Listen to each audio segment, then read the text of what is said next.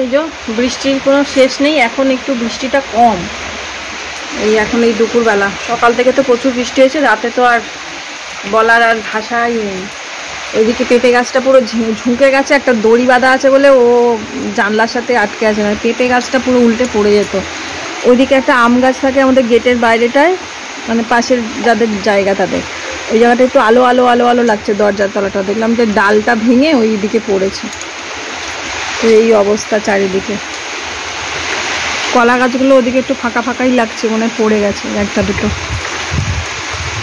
আর জল তো নামছে না, বৃষ্টি তো চলছেই, জল আর নামছেই না। সকালে আরও ওয়েদার খারাপ ছিল, আরও বৃষ্টি, আরও ঝোড়ো হাওয়া।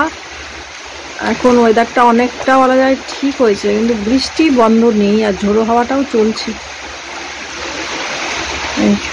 লালি এসে রয়েছে বৃষ্টির জন্য। এখানে আরও জল ছিল, এখন জল অনেকটা কমে গেছে, ওই যে বিটটা পর্যন্ত জল হয়ে গেছিলো, জলটা এখন নেমেছে।